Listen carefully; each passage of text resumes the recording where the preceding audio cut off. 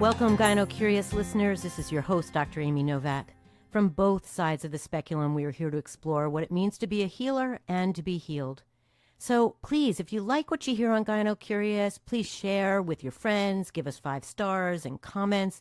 And if you have any questions or concerns about the show or any of the shows, please send comments at radiofreerhinecliffe.org or to gynocurious.com. So today I am thrilled to be welcoming a colleague, friend, and a brilliant woman, Dr. Rachel Masch. She's a clinical professor of obstetrics and gynecology at Mount Sinai Medical School and is board certified in complex family planning. She is the co-medical director of the Division of Family Planning at Mount Sinai, Beth Israel in New York City. She has a master's in public health from Columbia University and serves as the chief medical officer of Basic Health International, a nonprofit organization that works toward eradicating cervical cancer worldwide. Rachel, welcome. Thank you so much, Amy. So great to be here. I'm so glad that you're here visiting Rhinecliffe and the Epicurean that has so kindly housed Radio Free Rhinecliffe. Please, everyone, visit the Epicurean, too. So, Rachel, even though I know you, what I'm going to ask is that you share with the listeners kind of like, why did you become an OB-GYN? I'm always curious how people come to be what they are when we're adults. Is that what we are? Okay. There you go.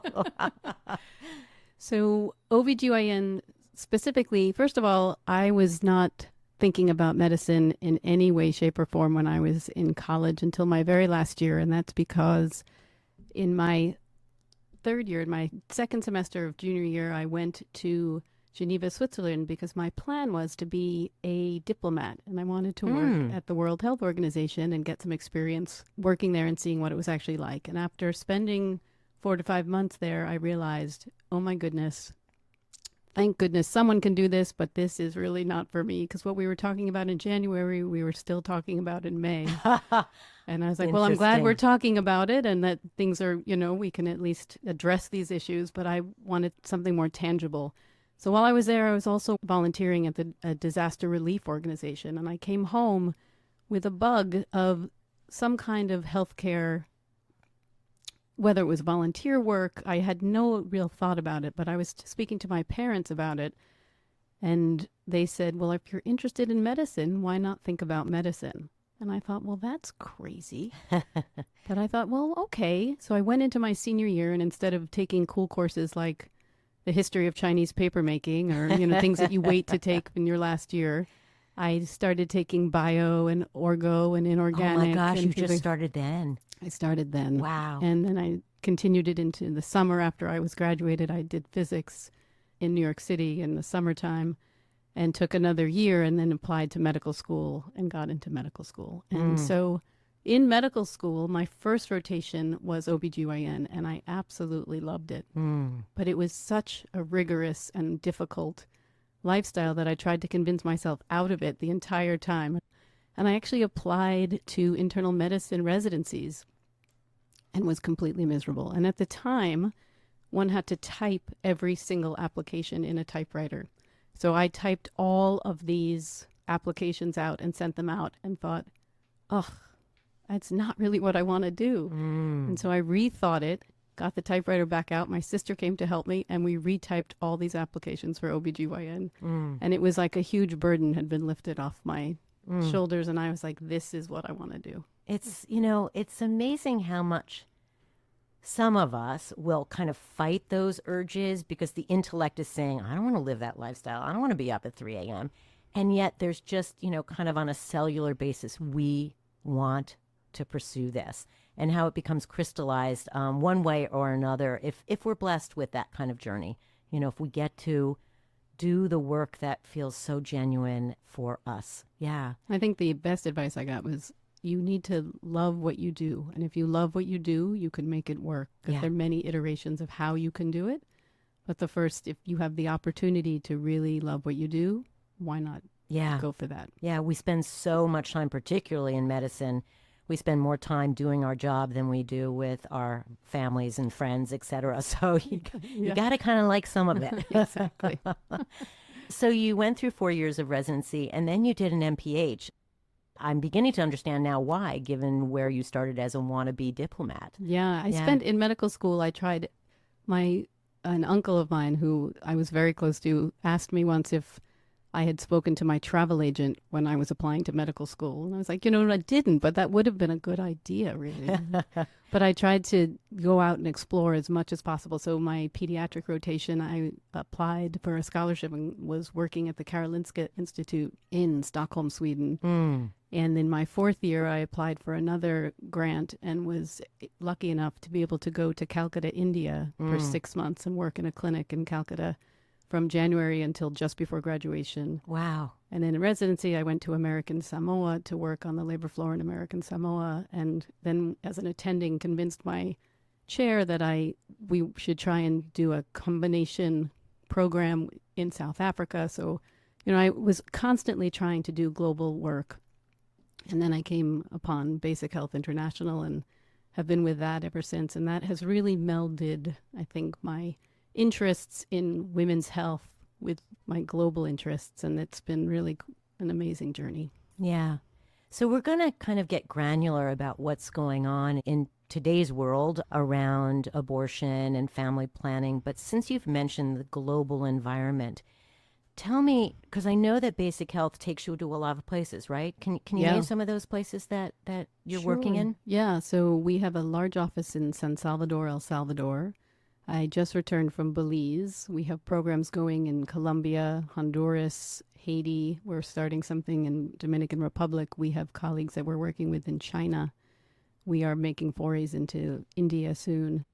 We started in Central South America in the Caribbean, in that region, and we are branching out to other areas of the world. We have a project potentially in Nigeria, so we're starting to expand into other continents.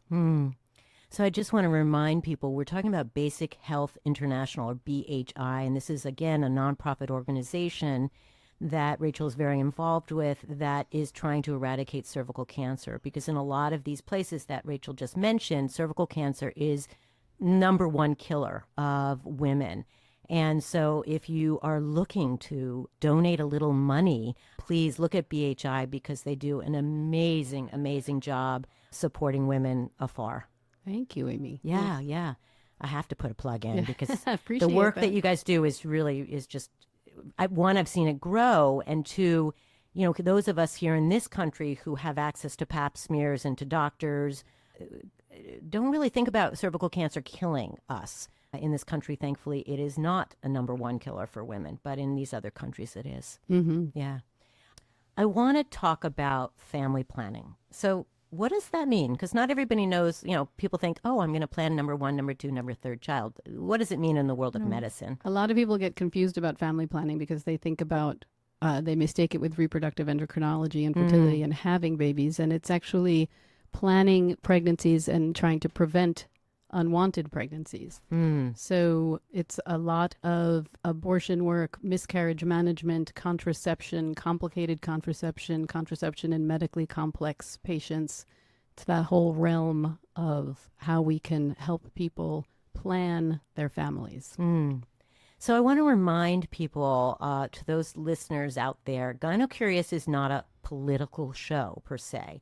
But for better or worse, and we can go there, women's bodies and reproductive health has been highly politicized. So we're not here to talk about policy, where I'm not a policy wonk, but I do want to recommend also that what we're talking about today and the taping today may not be aired or dropped for weeks to come. So we may be talking about a political landscape that has actually evolved when you are listening to this recording. So I have to start with the events of June 2022, when the Dobbs decision stated that there is no constitutional right to abortion in the U.S.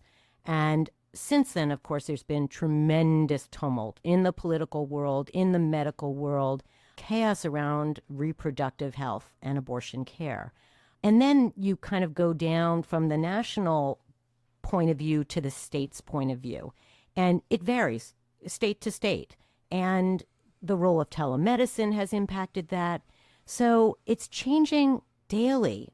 How has it affected your work on a day-to-day basis? Let's start there. Sure.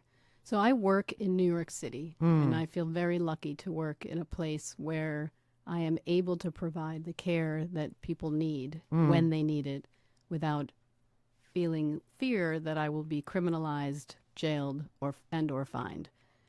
The way it's affected us is that we are now seeing patients from other states who are coming to seek care because they do not have that same, they are not lucky enough to be in a state where they are able to get the care that they need at the time that they need it. So we are seeing many people from Florida, from Texas, from all over the country actually, that are trying to come to take care of whatever problem they have that they need to address. And it's, it's a very time-sensitive issue. So the coordination of that is tricky, the time away from home and from family, from work. All of it can be so tricky. But Yeah. so what we are seeing is a lot of people from other places coming to us to try and get the care that they are unable to receive in their own home state. Yeah. Wow, it's so difficult on so many levels, one of which, of course, is that it's kind of bad enough that here in this rich country that women and their families have limited access to global care. I mean, even in the Bronx, there are people who don't have access to care. Women of color, we know, are getting a different form of medicine sometimes and limited care. So when we think about people having to travel, thousands of miles from Texas to get what I think is a procedure that they should have readily and easily, the kind of challenges associated with that. And of course, it means that you have to have money, Right. right? And it is, as you mentioned, it's a changing landscape. So in Ohio, for example, it went from later second trimester abortions to the next day, a 6-week ban to the next day. I mean, it changes day to day sometimes, week to week. And it's really hard as a clinician to keep up with all of the rules and laws and legalities that can markedly affect your ability to practice medicine at all. Yeah, yeah. It struck me when the Dobbs decision was made and I was reading about the world of OB-GYN and the American College of OB-GYN, how they rallied around this decision. When doctors talk to each other, they often say that we're like herding cats, that doctors are independent and they're not always willing to join the crowd, et cetera, et cetera. But did you find that the community around reproductive health kind of rallied? How did your peers across the country respond to this? Yeah, it's a good question. And I think, yes, I mean, ACOG did rally around us. I know we're going to be speaking maybe about Alabama, but it was interesting to me that, the Dobbs decision made abortion illegal in many places. And there was discussion around that and support. But with the Alabama decision, I mean, it's been just not that much time. And there's been ways to thwart that decision already. Yeah. Can you speak more about that, please? Yeah, sure. So in Alabama, recently, as many people will probably know, they've said that an embryo is a person. And so as a child. As a child. Yeah, as a child. Yeah. So with that, all of the frozen embryos that are now in infertility clinics are considered children. Mm-hmm. And if you have personhood or childhood with an embryo and you have a ban on abortion, then that actually has obviously huge implications for what you do with those embryos. And they are no longer the property of the people who created them, but the property of the state. Yeah. Oof. So, yeah. But just recently, that was overturned. And so, whereas an embryo is now still considered a child in Alabama, they are the property of the parents who created them, so that they have the decision-making capacity over those embryos. And moreover, the governor of Alabama said that clinicians, physicians who are performing IVF are also not at risk of legal action against Criminalization. them. Exactly. Right. Exactly. Right.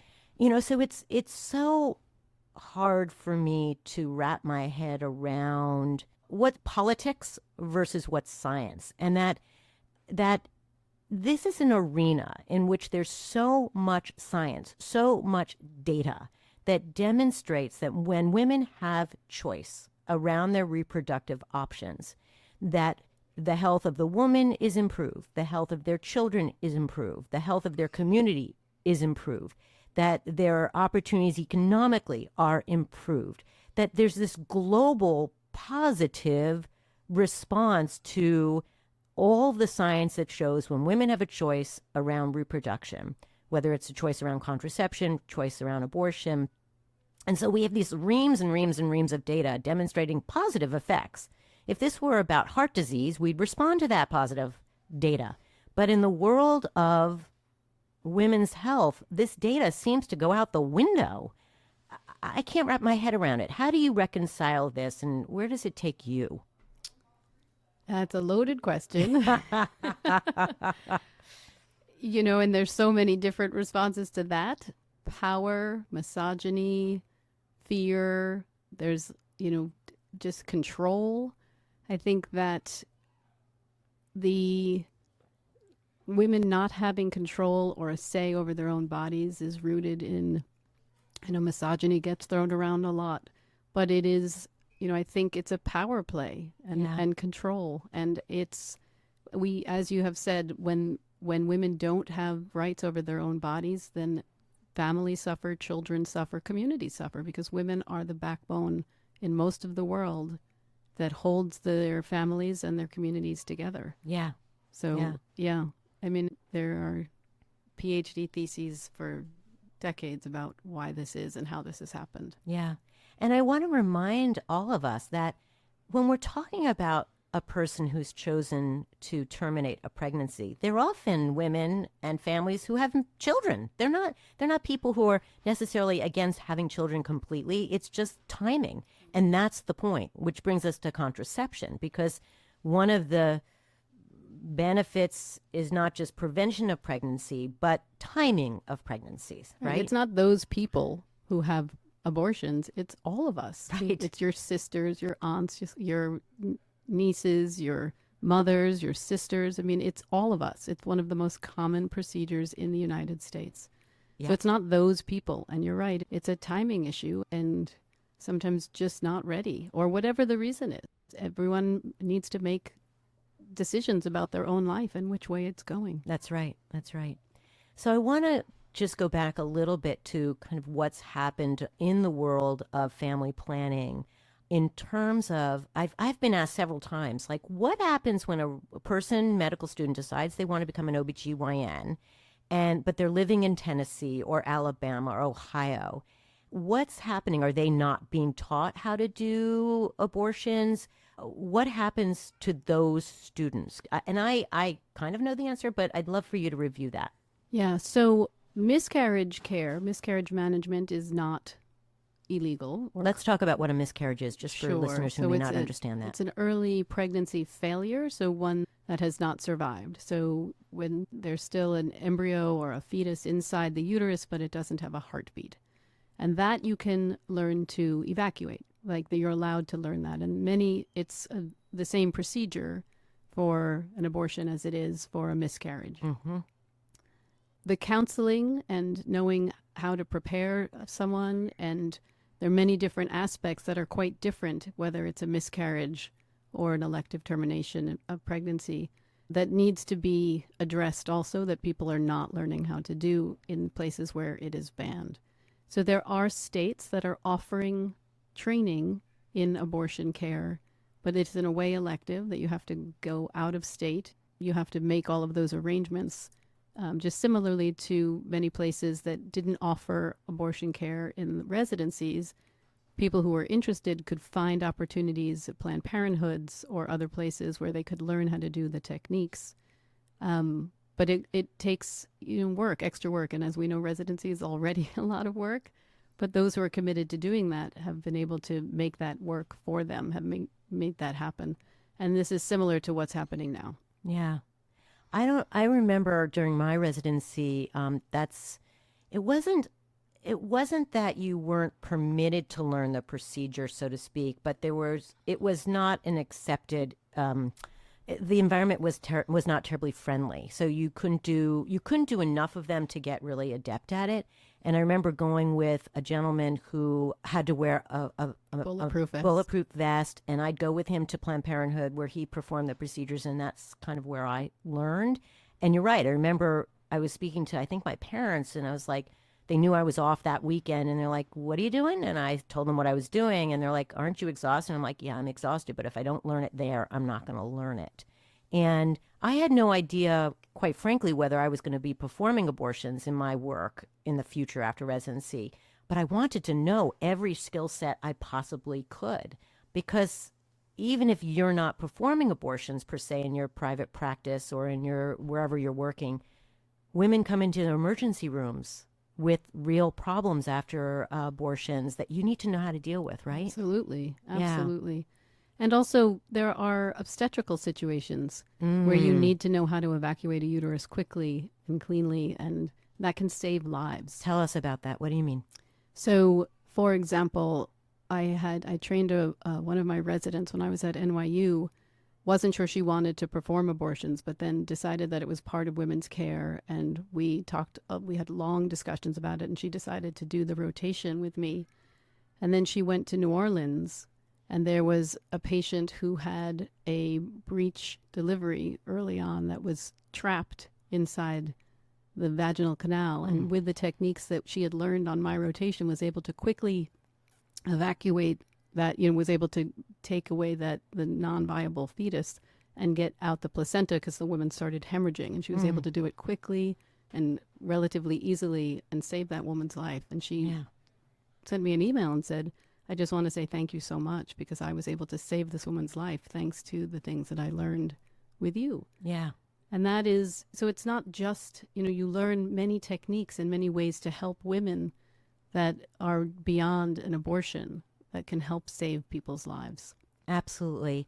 It's like any good training. You want to be trained in all the approaches, all of the techniques, because there's often this overlap. And again, if your mission is to take care of women, no matter what comes through the ER, no matter what happens in the OR, no matter what socio-religious, economic background, that you are there to serve all women, you want to know it all. Right. And I'm completely supportive of clinicians who decide they don't want to do this technique, but I do believe everyone should have this training. Right. And then not doing the technique is one thing, but knowing how to deal with the complications that may occur from it, or knowing how to help women who come after the procedure or before the procedure to try and help counsel them through it. That's right. Is also critical. Yeah. Listen, unintended pregnancy and abortion is a global phenomenon, not just in the United States, that we know that restricting abortion doesn't reduce abortion rates. So women are always going to find ways to end a pregnancy if they need to. And what we know by history is those ways are often very much risking their own well-being in life. Yeah. We do have now opportunities with medication to try and end a pregnancy, which, everyone has the image perhaps of a hanger back in the 70s. That people would use all sorts of techniques to try and empty the uterus because they were desperate to not be pregnant. And we do have now medication abortion, which is now the most common way of ending a pregnancy, which is really a huge breakthrough for this country and for women in general. Yeah. Can you describe that process, please? Sure. So a medication abortion involves two medications. One is using a pill that you swallow called mifepristone, which ends the pregnancy. And the second is called misoprostol, and it helps to take that pregnancy and evacuate it from your uterus. So the equivalent of having a miscarriage at home. So the first pill you take by mouth, you swallow it down, and then 24 to 48 hours later, you use the misoprostol to try and take the pregnancy and evacuate it from your uterus, the cramping and bleeding and the equivalent of a miscarriage. Yeah. So there's been certainly a huge amount of conversation in the political arena about these medications. Just to remind again the listeners, There's something called telehealth these days, and that has allowed women to receive these medications by talking to someone in a state where medication abortion is legal, and all kinds of ways in which it's enhanced and helped women, and then all of the policies and legalities and conversations in our political arena around these medications and the role of the FDA. I mean, it's so complex. So I guess I'd just ask you to talk about what's happening with your peers who work in the states where abortion has been made illegal or limited, and how they're interfacing with the medication abortion. Yeah. So, well, first of all, there in the places where it's legal, there are many states now that have shield laws, which allow them to take care of patients in other states and not have to share that information with their home state. So, and saves them from criminality as well. So, in other words, someone who works in New York where abortion is legal is shielded by any legal ramifications if they give medications to someone in Alabama or in Texas. Is Right. that correct? Am Yes. I okay? Yes. Great. So people who work in places where abortion is illegal, all abortion is illegal. So they don't have that opportunity to do that. So, but there are many ways of getting around they're offshore. They're, medication from, people were getting medication from India, mifepristone from India, because there was laws about trying to bring medications into the United States that where it was illegal in some states. So they would get them from overseas. So there are loopholes that have been utilized to try and help women gain access to care that they need. But it is tricky because you have to know each state's laws and what your own laws are, and those are changing rapidly. Yeah. It's hard to keep up. Yeah. What is going on kind of globally around this procedure?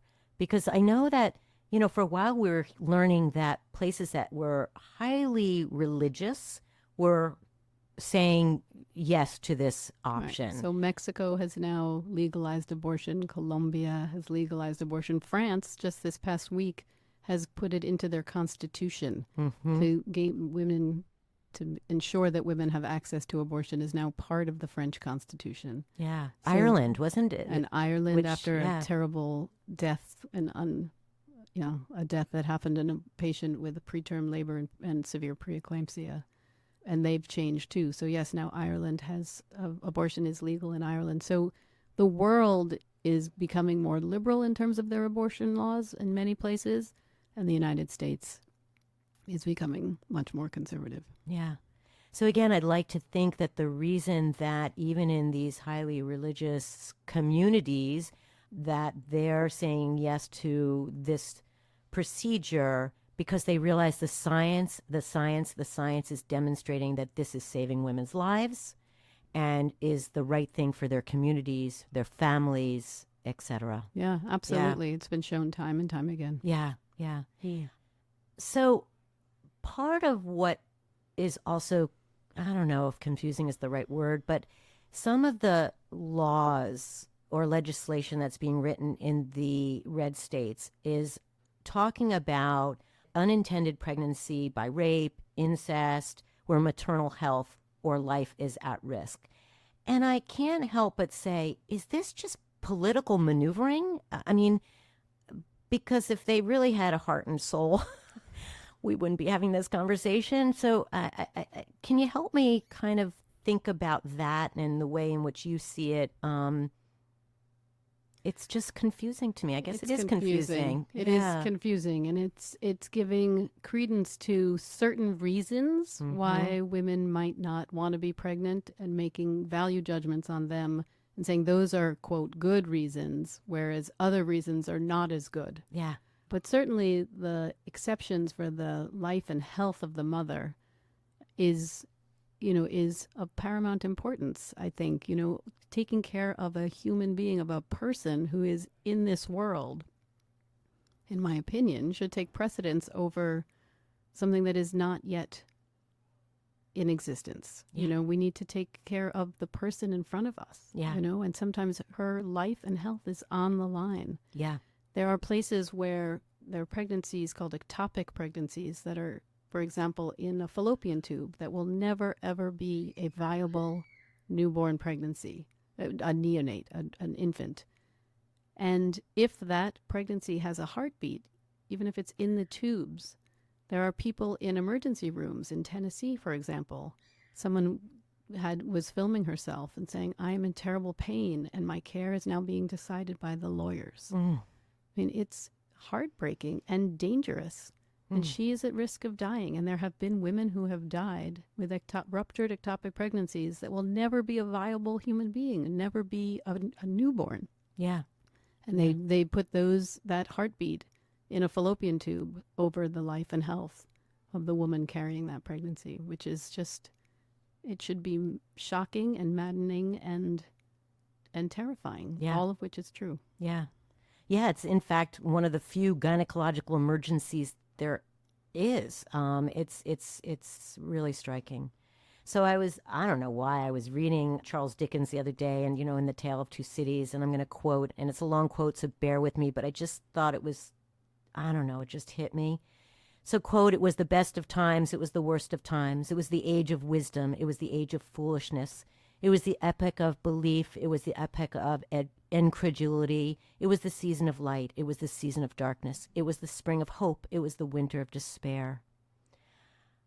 I can't help but say, wow, we're kind of in it again. I don't know if in my lifetime, my 62 years, I've ever seen women's health so at risk, so discussed. Do you think there's kind of ever been a time like this?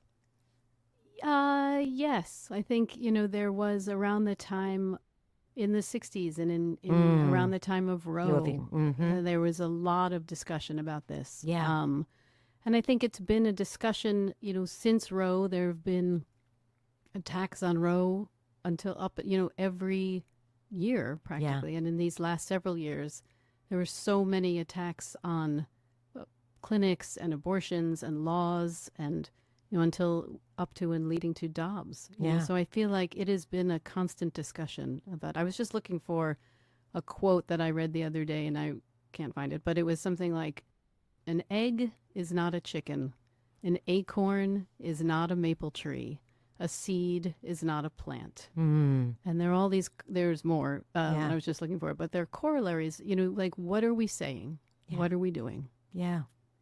But, I think, again, back to Dickens, what strikes me is that, and I apologize for my ignorance, I don't know whether when Roe v. Wade came into being, whether there was the same level of tumult and differences amidst each state, and that each state was evolving as quickly as it is now. And that's part of what is so overwhelming, as you've mentioned several times this morning, is that the laws change on a daily basis, and whether it's political posturing response, to a decision is made, and then the political feedback or is not a good one or unexpected, so they change again.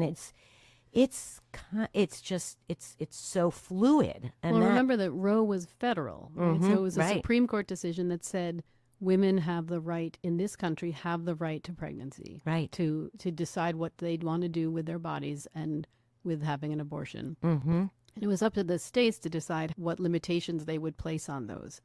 But it was across the board. It was a national decision because it was the Supreme Court of the United States. Right. So then the states, decided like how much they were going to do with that. But it was overarching for the entire country. Whereas the Dobbs decision put it back to the states, and women do not have that right. And we're bringing it back to each individual state and the electors and the politicians to decide in each state what they're going to do in terms of this decision, which is why there's so much tumult and so much state to state to state. It's so different because that is all now in the decision tree of each individual state. Yeah, which is what I think where we're getting all of this difference and confusion. Yeah. It's just an ever-changing landscape. Yeah.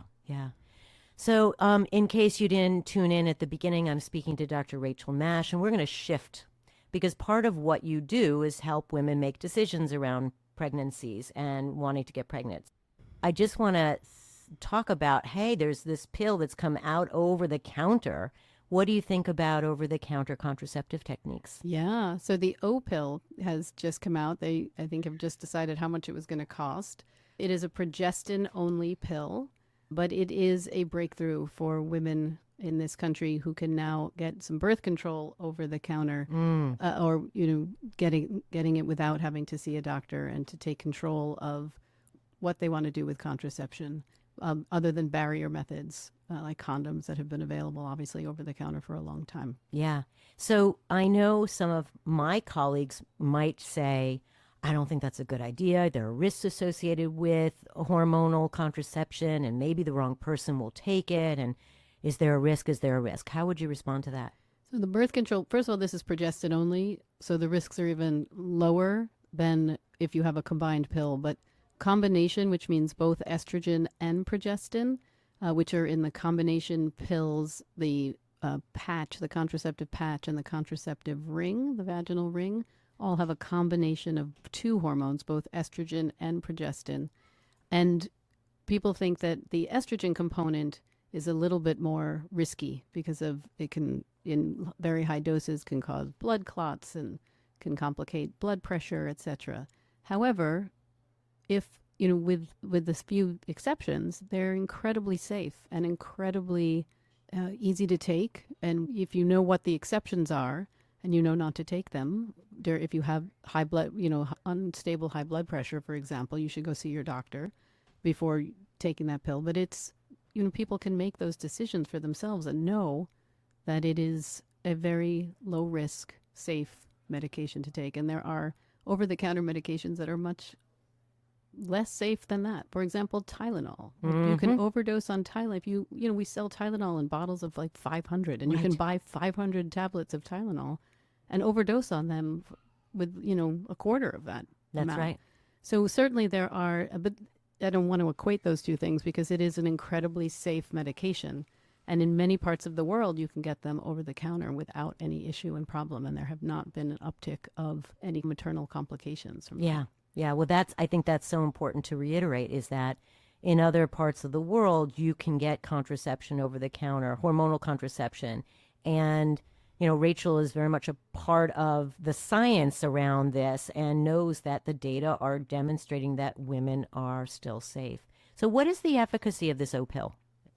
Yeah, so it is in the high 90s. Mm-hmm. You have to take it on a regular basis. You need to take one pill every day, roughly the same time every day, which many women who take the birth control pill are doing anyway, any kind of birth control pill. And so it has good efficacy. And we're hoping that this is a foot in the door to more options than just this one pill. Yeah. And part of what we're talking about is destigmatizing contraception, that, most people out there are having sex. Did you know that? What? Yeah. Oh my God. Yeah. So, if you're in a heterosexual relationship and a sperm and an egg meet, that makes babies. I'm all for sex. So we want to be able to have women and their partners have options around whether they want children or not, or when they're going to have children or not. And so the more we talk about it, the more we scream it out loud, the more it's over the counter along the Motrin and Tylenol and other medications that, again, all medications have risks, all of them. So hopefully whatever medicine you might be taking out there, that you're using it with thought, with precaution. If you have any concerns, you're speaking to a clinician about it. But be mindful that, even too much vitamin C can be irritating to someone or harmful to someone. So, yeah, it will be a great thing. It's about control. Again, letting people have control over their own bodies and their own lives. It's being able to give people access to the care that they need and control over trying to do what they think is right for themselves. Yeah. Yeah, it's interesting. There's no real overarching group of people who are saying they're taking too much Tylenol, they're taking too much Motrin. Yet there's a lot of judgment around somebody who's, using an IUD or some other choice around contraception. Yeah, it's a fraught issue. Yes, it is. So this is very exciting, this over-the-counter opportunity. Is there anything else going on in the world of contraception that's new and out there in the lab bench that we should perhaps be thinking about or looking forward to? Well, there is, male contraception has been thrown around for a long time, and there are some developments in that, nothing out quite yet. There's a ring that is not that new, but that is good for a year. So you can use it, the same ring for a whole year. This is a vaginal ring. Sorry, yes, a vaginal ring that you can use for a whole year. There are many different kinds of IUDs that are available now, and these are consistent with what we call long-acting reversible contraceptives. So LARC is the acronym for that, which we know for many people works better because they don't have to think about it on a regular basis. Not for everybody. Some people like the consistency of a daily or a weekly or a monthly, and some people want something without hormones. Some people want, need to have the hormones. It helps with other things such as bleeding or pain, so it's not just about contraception. Yeah, I think that's important to point out. Thank you for mentioning that. That's so often when women are taking these particularly hormonal products, they're also doing it as a result of difficult periods or, pain or lots of bleeding or irregular bleeding or too much bleeding.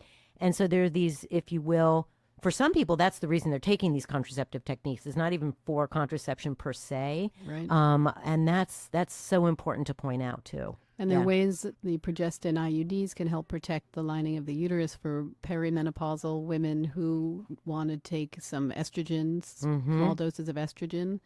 So there are other reasons that people can use these methods that are not always about contraception. Right.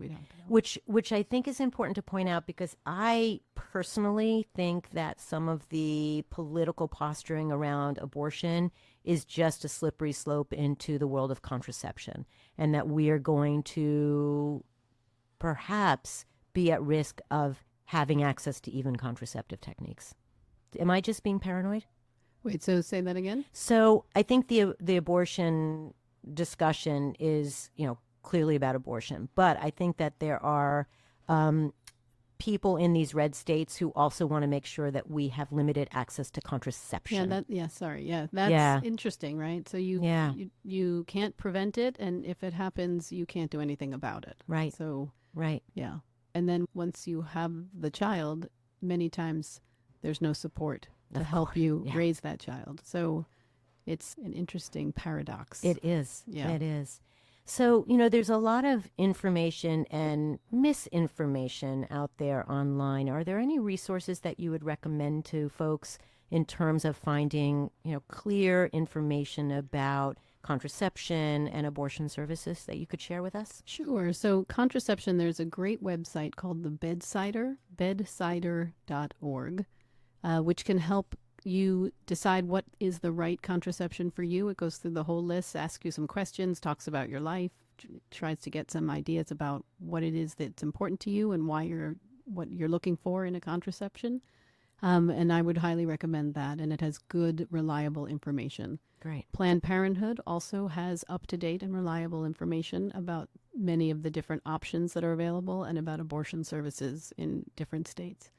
For more policy issues, both nationally and internationally, the Guttmacher Institute is a great website to go to, and they update their information on a regular basis to try and keep it as current as possible. And so if you're looking for, it goes state by state as well as internationally, country by country. So I would recommend that highly for information about what's happening with abortion and contraception, both nationally and around the world.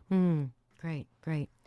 So, we're coming to a close, and I guess I wanted to speak about how do you, in the face of the ongoing conversation and challenges of your work and the loss and the grief that you see in women who are having to terminate second trimester pregnancies due to malformations or life of the woman is at risk. I mean, this is hard stuff. How do you cope? How do you work through those emotions at this point in your career? It's a lot. Yeah. And, everyone's story is different. And And it's so meaningful, regardless of whatever it is, whatever the reason is that someone is there. It's a meaningful story, and it's something that I always listen to and try and help people process. But there can be really highly desired pregnancies that have issues that need termination.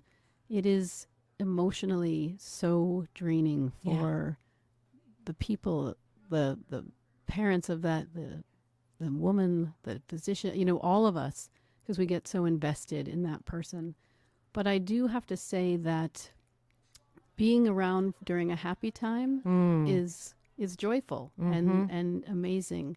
But being around for a really difficult time, I think, is almost to help guide someone through that is tough, but in my opinion, even more important to try and guide them in a way that will help them through the process and help them grieve in a way that will encourage them to process it and move forward in a healthy fashion. And so I think, listening to people say, so this was the last place I ever wanted to be, but thank you so much for making it as positive as possible, despite how terrible and how painful this is for me. So to me, that helps me gets through the day to day. And I think that being there for people in that time is incredibly important and incredibly satisfying that I can do that for them. Yeah. It's the heart of service, and that if we're doing as clinicians a service to someone and supporting them in this kind of global fashion, making sure the procedure is as safe as possible, that the person is informed as well as we can inform them, that we ensure or try to support the family around that individual as well, that we just create an opportunity to heal in the face of all those obstacles, all those hardships. It's a gift, and it's absolutely what allows you to do the work you do, for all of us who do the work that we do in the face of so many hardships in today's world, particularly in medicine. Yeah. So the last thing I like to ask guests is, when you are not thinking about medicine, what do you do for pleasure? We know you travel.